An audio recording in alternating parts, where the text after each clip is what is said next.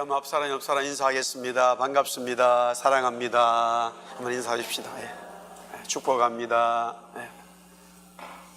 저 뒤에 독도에 떨어진 분도 축복합니다.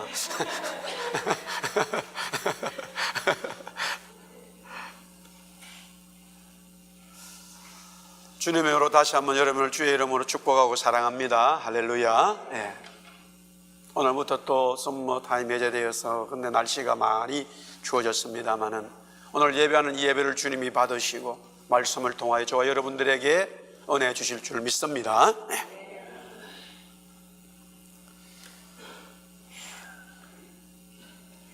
오늘 이 10장 말씀을 먼저 얘기하기에 앞서서 요한계시록이 시작되면서요 1장을 시작하면서 1장 전체는 예수님이 요한에게 나타나시고 밤모세면 요한에게 나타나셔서 나는 이런 분이야 그러면서 말씀을 주시는 거예요. 그것을 이제 1장에 기록해 놓았어요. 그런데 어떤 말씀을 주시는가 보았더니만은 오늘 이 성경 전체로 우리가 쭉 보고 있습니다만은 전부 다 7자로 들어가는 것이 말씀이 나왔어요.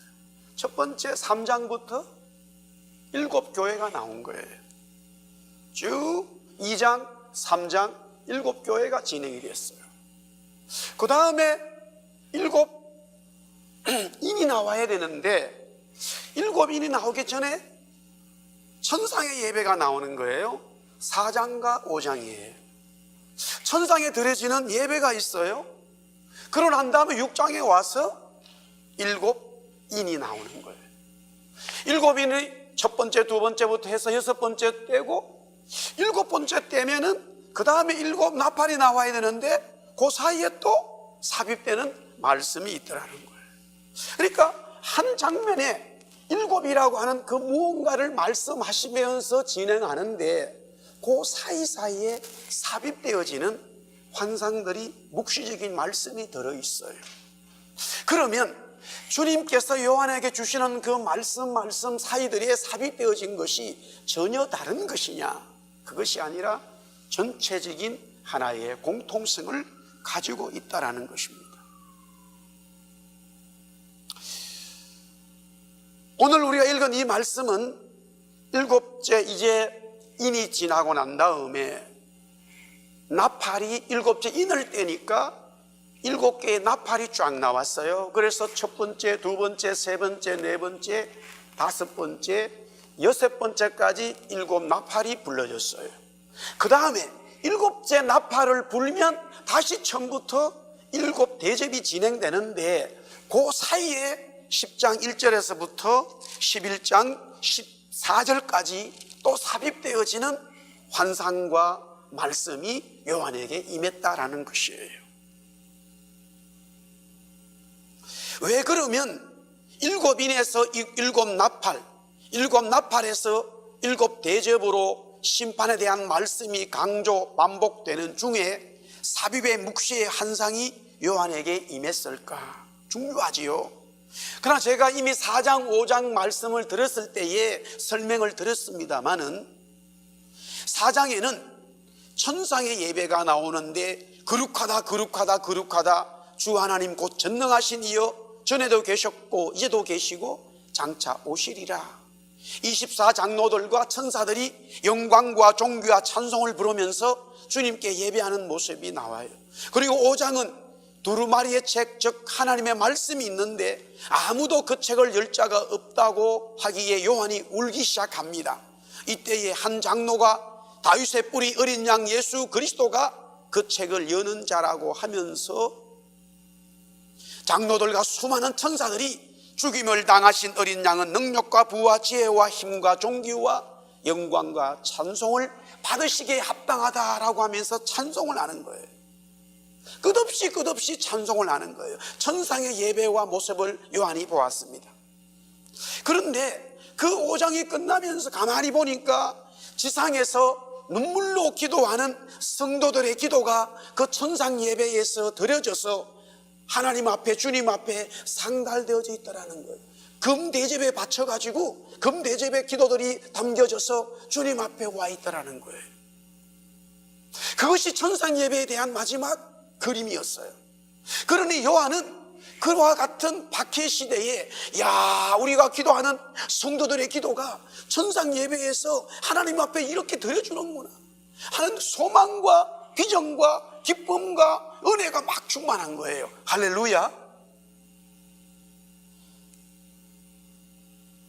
10장의 작은 성경책 얘기가 나오고요, 11장 전반부에는 두 증인의 말씀이 또 삽입되어졌는데,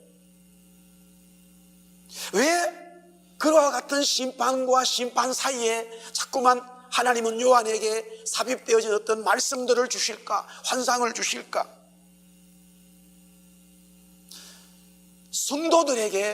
하나님의 성도들에게 은혜 주시기 위함이에요.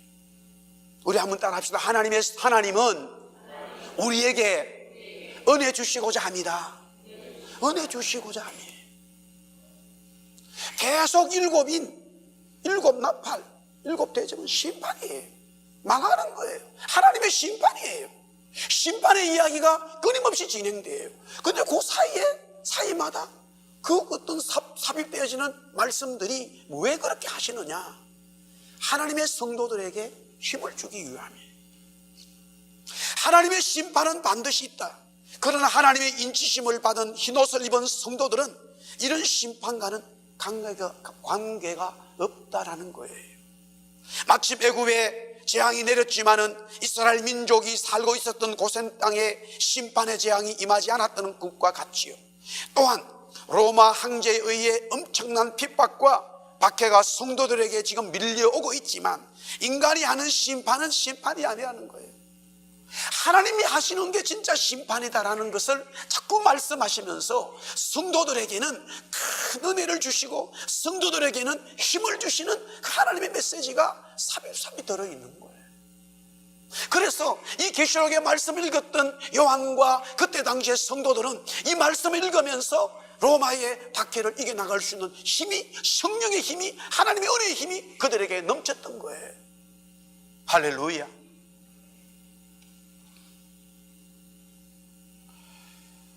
로마서 8장 18절에 사도 바울은 이렇게 말씀합니다. 로마 성도들에게 편지하면서 생각하건대 현재의 고난은 장차 우리에게 나타날 영광과 비교할 수 없도다. 할렐루야. 우리가 이 땅에서 복음 때문에 당하는 고난들이 있어요. 그리스도 말씀 때문에 손해봐야 될 삶들이 있어요. 그러나 그와 같은 고난과 박해는 하나님이 우리 성도들에게 주시는 천상 예배처럼 마찬가지로 우리에게 주시는 그 은혜를, 영광을 비교할 수 없는 거예요. 그래서 사랑하는 성도들아, 이 땅에서 그와 같은 하나님의 말씀 때문에 당하는 고난과 핍박을 이겨라 라고 주님이 우리에게 말씀하고 있으시다는 것이죠.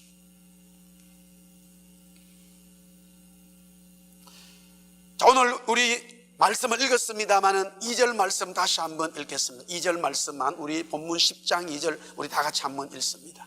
시작. 그 손에는 펴놓인 작은 두루마리를 들고 그 오른발은 바다를 밟고 왼발은 땅을 밟고. 이제 10장의 말씀은 작은 두루마리 성경책에 대한 이야기입니다. 여기에 두루마리는 이미 5장에도 나왔습니다마는 하나님의 말씀을 가리키고 있어요. 그런데 하나님의 말씀인 것은 분명한데 여기에 두 가지 특징이 있어요. 오늘 2절에 보니까 그 두루마리가 펴져 있다는 거예요. 그 두루마리의 말씀이 펼쳐져 있어요. 5장에는 그 두루마리의 말씀이 닫혀 있었는데 오늘 여기 10장에는 그 두루마리의 말씀이 펴져 있어요. 그리고 그 두루마리의 말씀이 펴져 있는데 그 말씀이 작다라고 말했어요. 여기에 작다라는 것은 아주 작다라는 거예요. 잘 보이지 않는다는 거예요. 성경이 펴져 있긴 있는데 잘 보이질 않아요. 이런 환상을 요한에게 주신 거예요. 펴져 있다는 것은 열린다는 것인데 먼저요, 한때 이 성경이 닫혀 있었어요. 우리가 요한계시록 5장 1절에서부터 10절 말씀에 왜 성경이 닫혀 있었는가라는 것을 설명드렸어요. 그 하나님의 말씀을 아무도 열 자가 없는 거예요. 이 세상에 그 누구도 닫혀 있는 하나님의 말씀을 열 수가 없다는 거예요. 그래서 요한이 그걸 보고 막 울었습니다. 대성통곡하면서 울은 거예요. 그때 한 장로님이 요한에게 말합니다. 다윗의 우리에서 한 가지가 나오는데 그가 바로 이 성경을 연다는 거예요. 그가 바로 어린 양 예수 그리스도라는 거예요. 그래서 5장 1절에서부터 10절에는 두루마리라고 하는 하나님의 말씀의 이야기로 꽉 차 있는데 그 핵심은 바로 말씀이 닫혀 있다라는 거예요. 근데 지금 다시 요한이 10장에 와서 하나님의 말씀을 보는데 그 말씀이 열려 있다라는 거예요. 하나님께서 우리에게 말씀을 열어주셔야 우리가 그 말씀에 대한 은혜가 오는 거예요. 하나님께서 그 말씀을 저와 여러분들에게 닫혀 놓아버리면 우리는 그 말씀을 이해할 수가 없어요. 그러나 하나님께서 저와 여러분들에게 성령을 감화를 주셔가지고 그 말씀을 열어주시면 우리는 그 말씀을 통해서 은혜가 오는 거예요. 할렐루야. 그런데 그 표현이 너무 재미있어요. 오늘 여기 성경에 그 성경이 주님의 손에 열려 있는데 주님께서 그 성경 말씀을 열어놓았는데 그 말씀이 너무 작다는 거예요. 스몰이라는 거예요. 너무 작다는 거예요. 좀 심하게 말하면 그 성경책이 보일동말동하다는 거예요.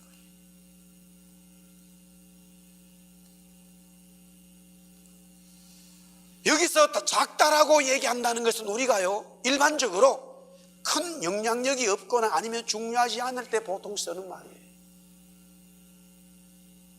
굉장히 크다라고 해야 중요한 것으로, 웅장한 것으로, 힘이 있는 것으로 인식하지 않겠습니까? 한국에 지금 어떤 대형 교회가 교단에서 세습은 안 된다는 법을 만들었어요. 그런데 옆에 개책을 시켜주고 다시 합병해서 아들에게 물려주는 걸로 인해서 지금 교단 내에서도 또 교계에서 야단이에요. 저는 개인적으로 그것이 옳다 그러다를 떠나서 거기 핵심적인 것은 교회가 너무 크다는 거예요. 너무 크기 때문에 이것을 이끌어갈 수 없다는 거예요.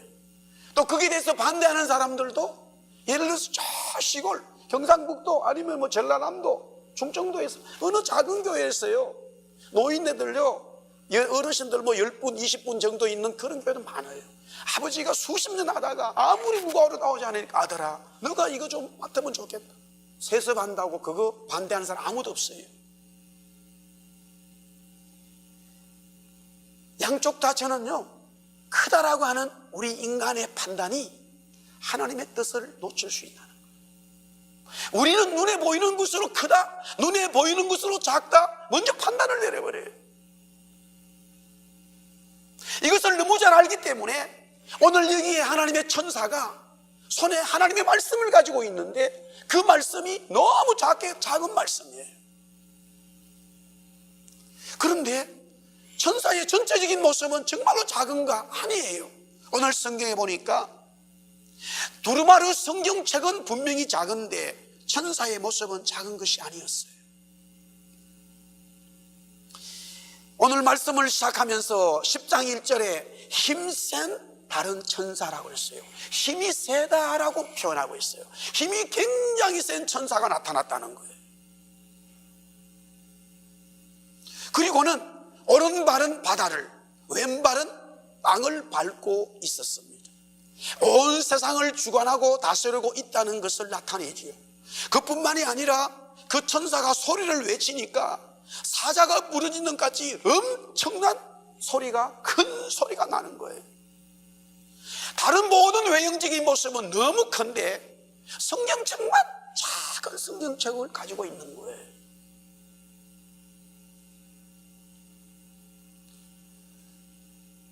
요한은 순간적으로 너무 큰 천사이기 때문에 웃음이 들 수 있었지만은 오히려 그 힘센 천사로 말미암아 평안함을 얻었어요. 왜냐하면은 요한은 이미 말씀에 붙들린 자이기 때문에 그가 가지고 있는 하나님의 말씀이 무엇인지를 그는 깨닫고 있는 거예요. 그뿐만이 아니라 이 힘센 천사는 구름을 입고 있었고 발은 불기둥 같으며 머리 위에는 무지개가 있었습니다. 구름과 불기둥은 동일한 의미를 가지고 있는데 이스라엘 백성들이 광야 40년 동안 낮에는 구름으로 밤에는 불기둥으로 하나님의 보호하심을 받았다는 거예요. 성령의 임재. 또한 그리고 무지개는요, 노아 홍수 이후에 다시는 물로 심판하지 않겠다는 하나님의 언약의 표시로 무지개를 주셨습니다. 하나님의 언약의 말씀이에요. 바로 예수님을 말하죠.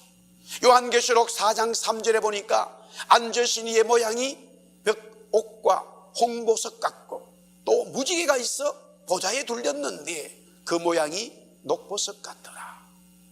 이미 무지개가 무엇을 의미하는지, 그리스도의 임재, 성령의 임재, 주님이 함께 하신다라는 말씀이었어요. 할렐루야.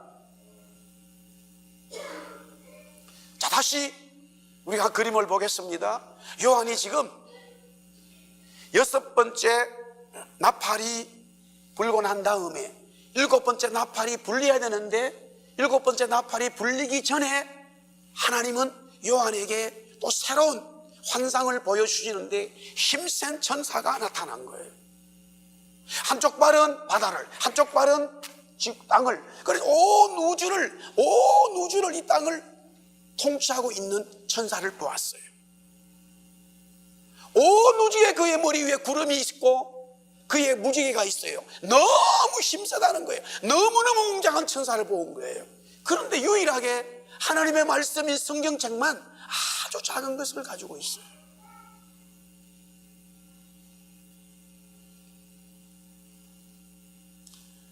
정말로 힘센 천사 가지고 있는 두루마리 성경책이 작은 것일까? 환상적으로 보인 것은 작은 것이 맞습니다. 그러나 작은 성경책만 제외하고 천사의 모습은 모든 것이 큽니다.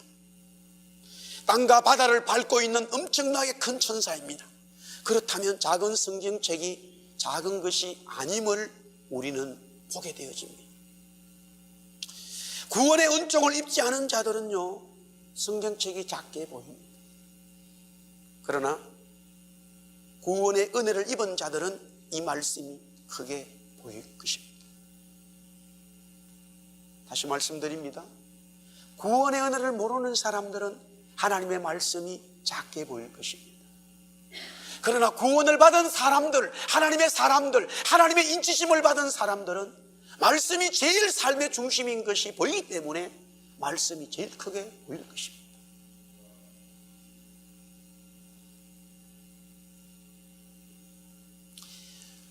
제가 오늘 이 말씀을 준비하면서요, 다음 시간에 한 번 더 뒷부분을 하겠습니다만은, 우리 민족은 복음을 받아들이면서 다른 민족에게 복음 전해지는 것이나 전에 받은 어떤 그런 순교의 사례들과는 전혀 다른 것이 너무 많습니다. 여러분들이 그것을 인식을 하든 안 하든 우리 민족의 복음의 역사는 너무 좀 독특하고요, 또한 그런 어떤 은혜로 말미암아 1907년도에 있었던 부흥운동이 가장 세계에서 강력한 하나님의 말씀의 인재가 임했다는 사실이에요.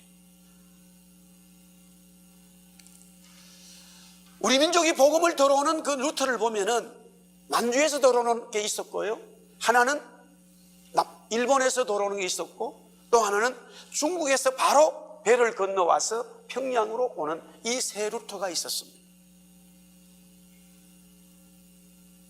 이 세 루트를 다 공통적이 나오는데 그것이 바로 하나님의 말씀이었어요. 하나님의 말씀이 먼저 번역되어지면서 하나님의 말씀으로 인해서 우리 민족이 그리스도를 영접하게 되고 복음을 듣게 되어지는 이런 놀라운 역사가 일어난 거예요. 먼저 일본에서 들어오는 하나님의 말씀의 이야기가 있습니다. 이유수정이라고 하는 사람이에요. 전라남도 곡성 사람인데 그 당시에 이 도성지를 지낸 아주 고위 간직이었습니다. 관료였습니다. 일본으로 고종 황제의 명을 받아서 건너가게 되었고요, 그때에 일본의 개신교 신자인 농학 박사 쩌단셀이라는 사람을 소개받게 됩니다. 그로부터 예수교와 성경의 이야기를 듣게 되는데, 이 학자가요, 큰 감명을 받은 그는 어느 날 꿈을 꾸게 되어집니다.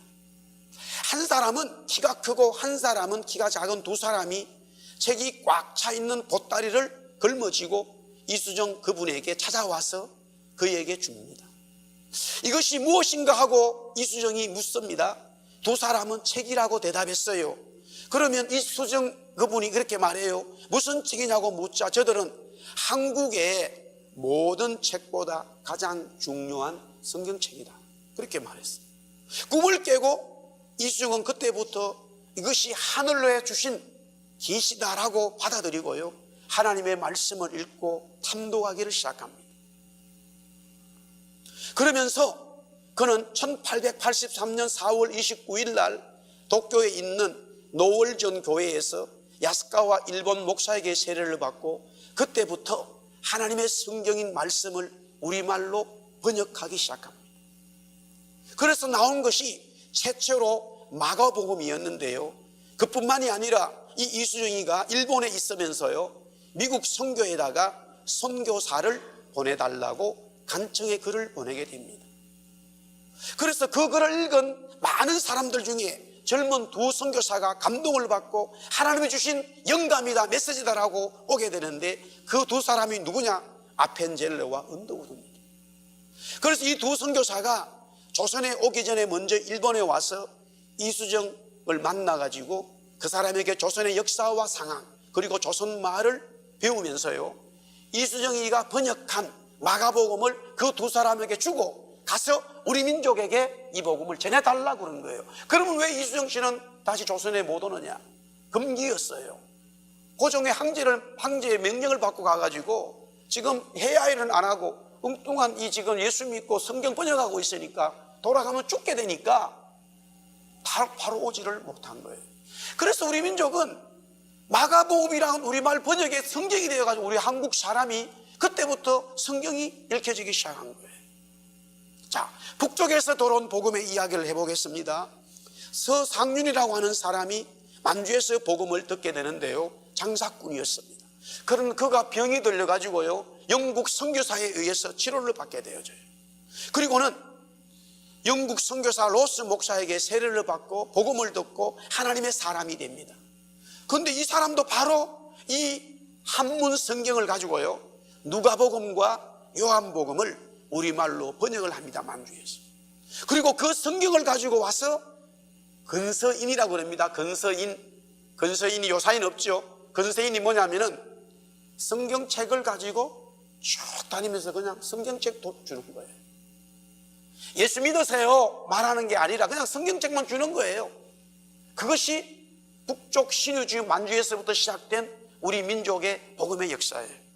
그래서 이 서상륜 이 사람을 통해서 많은 사람들이 성경책을 다 쪽복음이에요. 그때는 지금 창세기부터 계시록까지 전체적으로 성경이 다 번역될 수가 없어요.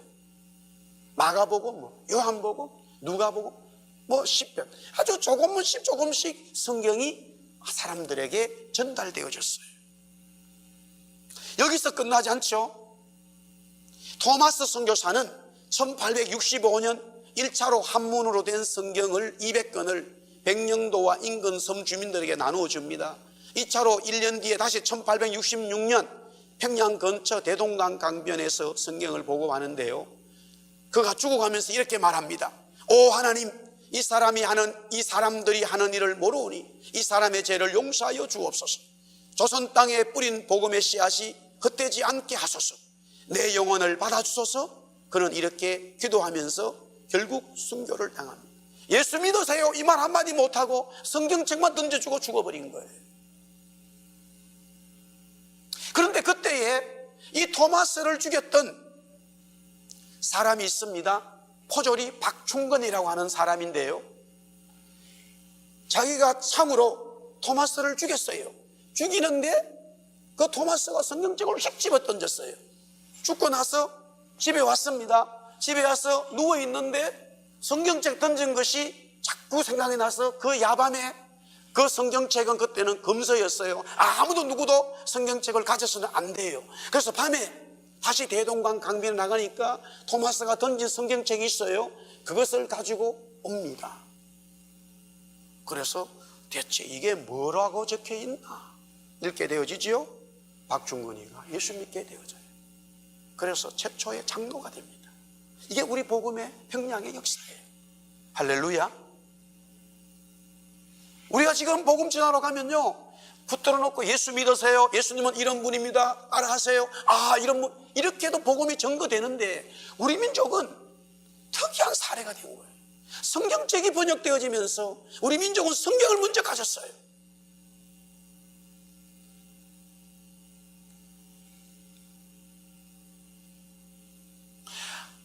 하나님께서 복을 주시는 하나님의 사람들에게 특징 중에 하나가 이 말씀을 귀하게 여기는 사람들이에요. 이스라엘 백성들에게 모세를 통해서 말씀을 주면서 이스라엘 백성들아, 이 말씀을 지켜라. 이 말씀대로 살아라. 그렇게 명령합니다. 마찬가지인데 우리 민족은 이 말씀을 우선적으로 받았어요. 하나님의 전적인 예정하심이에요. 하나님의 전적인 은혜예요. 하나님의 전적인 은총이었어요. 할렐루야. 우리 시골에서 다 자랐습니다만 저는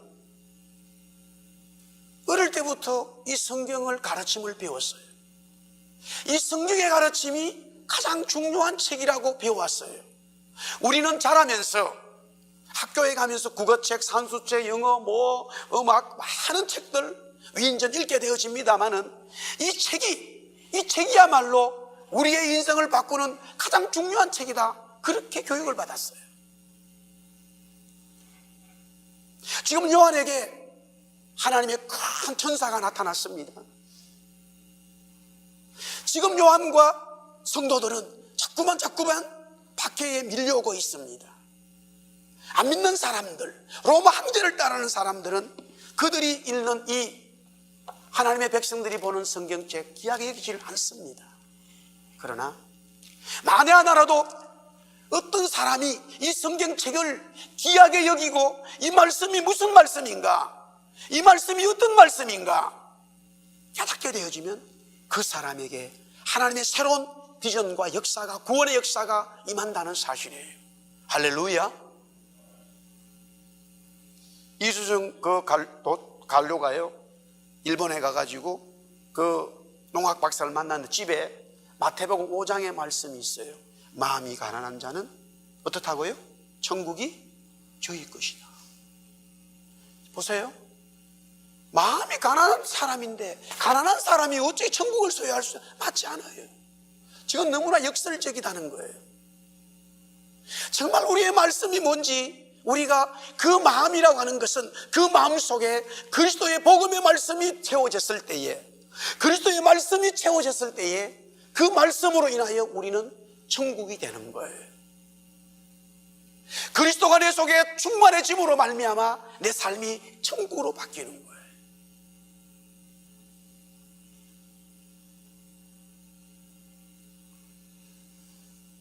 자, 우리 7절 말씀 다시 한번 보겠습니다. 7절 말씀만 한번 보고 오늘은 여기까지 좀 정리하겠습니다. 7절입니다.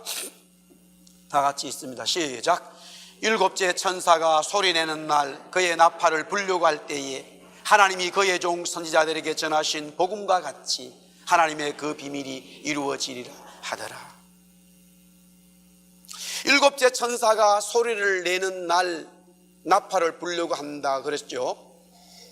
이것은 요한계시록 말씀 순서로 보면 일곱째 나팔이 불려지면 일곱 개의 대접의 심판이 이제 첫 번째부터 진행되지요.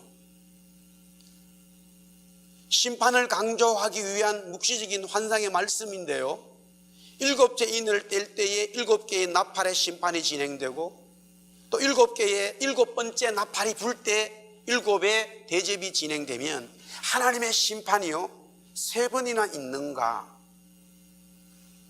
인, 나팔, 대접 3번씩이나 계속적으로 똑같은 게 있는가, 그것을 말하는 것이 아니라 똑같은 하나의 심판을, 하나님의 심판은 한 분으로 있는데 그 심판을 계속적으로 강조하고 있다고 하는 사실이에요. 왜 강조하느냐? 하나님의 말씀을 받지 않은 사람들은, 이 말씀을 듣고 읽으면서 불신자들, 하나님을 알지 못하는 사람들은 하나님의 심판이 있기 때문에, 소돔 고모라와 같은 그 심판이 있기 때문에, 노아 때와 같은 하나님의 심판이 있기 때문에 한 생명이라도 그리스도의 말씀으로 돌아오라는 거예요. 이 말씀을 읽고 심판을 면하라 이 말이에요. 이 말씀을 읽고 말씀대로 살아라 이거예요. 생명의 길이 있다 이 말이에요. 할렐루야. 그리고 구원받은 하나님의 백성들은요, 심판을 두려워하지 말라는 거예요.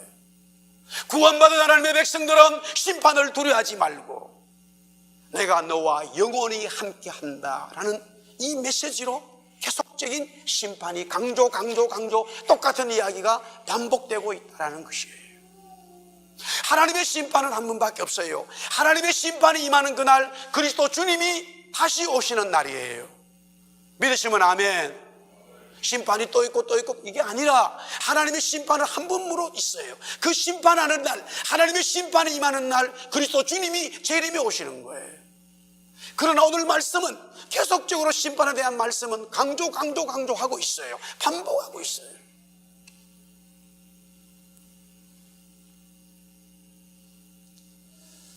그런데 오늘 여기 보니까 그 마지막 심판, 하나님의 심판이 임할 때에 정말로 오늘 여기에 말씀해 보니까 선지자들이 전한 복음이 하나님의 비밀인데 그 비밀이 완전히 이루어진다는 거예요.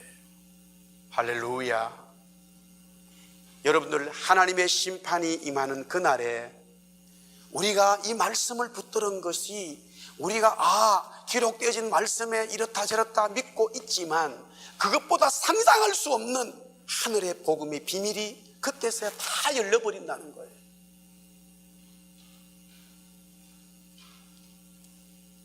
그래서 바울은 이 말씀이 바로 비밀이었다는 거예요. 이 말씀이 계시였다는 거예요. 요한도 마찬가지로 주님으로부터 이 말씀이 바로 비밀과 계시로 나왔다는 거예요.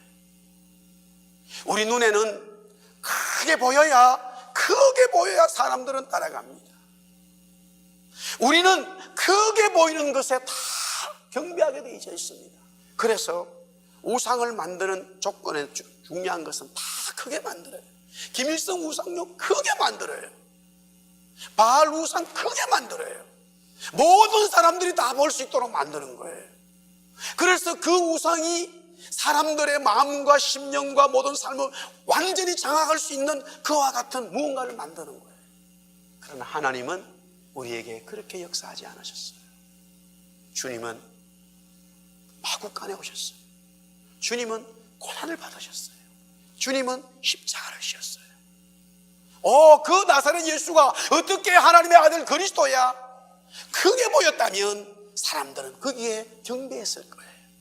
그러나 주님의 모습은 너무 초라한 모습이에요. 사랑하는 성도 여러분, 하나님의 말씀은 그래서 우리를 전격적으로 완전히 변화시켜서 하나님의 비밀이 풀어지는 그 말씀의 역사가 있다라는 것이에요. 그 성경이 작아 보입니까? 그 말씀이 작아 보입니까? 아니지요. 아니지요. 할렐루야. 히브리서 4장 12절 13절 말씀 우리 한번 같이 읽겠습니다. 히브리서 4장 12절 13절입니다. 다 같이 시작. 하나님의 말씀은 살아있고 활력이 있어 좌우의 날선 어떤 금보다도 예리하여 혼과 영과 및 관절과 골소를 찔러 쪼개기까지 하며 또 마음의 생각과 뜻을 판단하나니 지으신 것이 하나도 그 앞에 나타나지 않음이 없고 우리의 결산을 받으실 이의 눈앞에 만물이 벌거벗은 것 같이 드러나느니라. 여기도 보면요, 분명히 주어는 처음에는 하나님의 말씀이 시작되어져요. 그 말씀이 살아있다는 거예요. 그래서 우리의 혼과 영과 우리의 몸, 관절과 골수는 몸을 말하지요. 다 수술하여 살린다는 거예요. 그런데 이어서 계속되는 말씀을 보면은 그 앞에 나타나지 않음이 없고 우리의 결산을 받으실 이의 눈앞에 만물이 벌거벗은 것 같이 드러난다. 어떤 또 사람을 얘기하고 있어요. 여기에 말씀은 그리스도였고 그리스도는 바로 말씀이라는 것을 히브리 기사는 계속해서 동일하게 설명하고 있기 때문입니다. 그 말씀이 육신이 되어 우리 안에 거하기 때문에 우리는 영광을 가졌다라고 요한은 고백하고 있습니다. 사랑하는 성도 여러분, 주님의 말씀, 그리스도 주님이 여러분의 심령 속에 자정하여 주인으로 계십니까? 여러분의 삶의 주인으로 계십니까? 여러분의 모든 삶에 그 주님이 주인으로 이끌고 계십니까? 그렇다면 우리는 온 세상의 모든 것을 가진 하나님의 자녀들이라는 사실을 의심없이 믿으시기를 주의 이름으로 축복합니다. 그 말씀이 우리를 가르쳐 주는 것이죠. 그 말씀이 우리를 인도하여 주시는 것이죠. 그 말씀 따라 우리는 살아가는 것이죠. 살다 보면 건강의 문제도 생기고, 살다 보면 물질의 문제도 생기고, 살다 보면 사랑관계 문제도 생기고, 이런저런 일로 불통되는 일이 많습니다만은, 그러나 하나님의 성도는 나는 하나님의 성도야, 하나님의 성전이야 라고 바울사도가 에베소 교회에 말한 것처럼 그것은 바로 그리스도를 주인으로 모신 자들을 말하고 있어요. 그리스도가 그 속에 있는 자들을 말하고 있어요. 바로 하나님의 성전이 되었다라는 것이죠. 하나님의 성전은 그 속에는 하나님의 말씀이 주인으로 모신 자들이라는 것이죠. 그래서 우리 하나님의 성도들에게는 주님 주신 말씀이 절대로 작지 않다라는 것이죠. 저와 여러분들에게 저 말씀은 우리의 모든 것임을 고백합니다. 말씀이 나를 변화시켰고, 말씀이 나를 하나님의 나라로, 하나님의 성품으로, 그리스도의 성품으로 계속적으로 말씀이 나를 이끌어가는 것을 믿습니다. 할렐루야. 우리 한번 따라하겠습니다. 하나님의 말씀을 사랑합시다. 아멘. 네, 우리 다 일어나서 찬송하겠습니다.